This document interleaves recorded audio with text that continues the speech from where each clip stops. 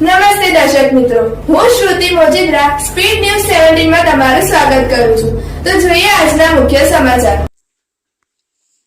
રાધનપુર તાલુકાના પેદાશપુરા ગામ ખાતે વિકસિત ભારત સંકલ્પ યાત્રાનું ભવ્ય સ્વાગત કરવામાં આવ્યું.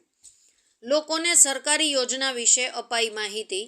રાધનપુરા વિધાનસભાના ધારાસભ્ય શ્રી લવિકજી સોલંકીની ઉપસ્થિતિમાં.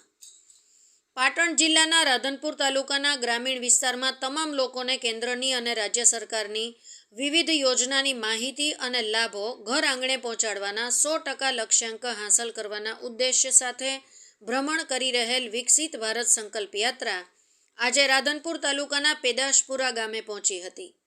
પેદાશપુરા ગામના સરપંચ શ્રી ધારસીભાઈ ડાયાભાઈ ઠાકોર અને પૂર્વ સરપંચ લાધુજી ઠાકોર અને ઈશ્વરજી ઠાકોર અને પેદાશપુરા ગામ લોકોએ રથનું ઉષ્માભેર સ્વાગત કર્યું હતું.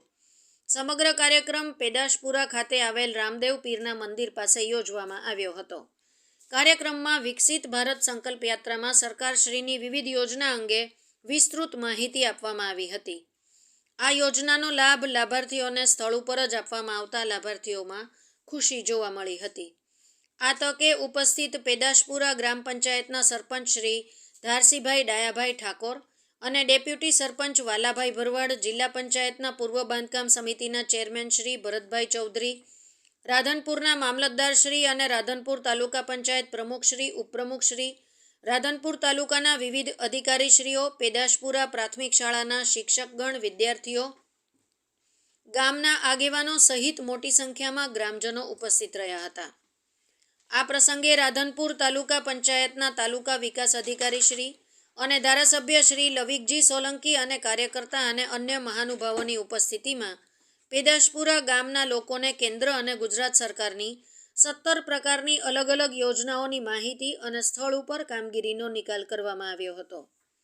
ભારતીય જનતા પાર્ટીના રાધનપુર ભાજપના નેતા અને ગામના તલાટી કમ મંત્રી LD ભરવાડ, તાલુકા પંચાયતના સદસ્ય અને અન્ય લોકો દ્વારા વિકસિત ભારત સંકલ્પ યાત્રાનું ભવ્ય સ્વાગત સાથે આવેલા મહેમાનોનું ગીતાનું પુસ્તક આપીને સન્માન કરવામાં આવ્યું હતું. પાટણ જિલ્લા બ્યુરો ચીફ રમેશ ઠાકોર. ખૂબ જ આજે આનંદની વાત છે કે આપણા ગુજરાતના પનોતા પુત્ર અને ભારતના યશસ્વી વડાપ્રધાન મોદી સાહેબે જે આ વિકસિત ભારત સંકલ્પ યાત્રા પેદાશપુરા ગામમાં આવી અને દીકરીઓએ સ્વાગત કર્યું અને આખા ગામે 18 આલમે જે અહીંયા સરકારશ્રીની વાત સાંભળી અને સરકારના જે દરેક ડિપાર્ટમેન્ટના જે માહિતી અને જેના લાભ લેવાની વાત છે એ પૂરા ગામને સમજાવી અને ગામના લોકોએ બધા એક સાથે મળીને એ સંકલ્પ લીધો છે કે 2047માં એ મોદી સાહેબની વાત છે, એ અખંડ ભારતની વાત છે, વિકસિત ભારતની વાત છે, એવા સંકલ્પ લીધા છે અને આખું ગામ એક મેઘ થઈને મોદી સાહેબની વાતને શિરોમાન રાખી અને એકી અવાજે વધાવી લીધી છે. બોલો ભારત માતા કી જય.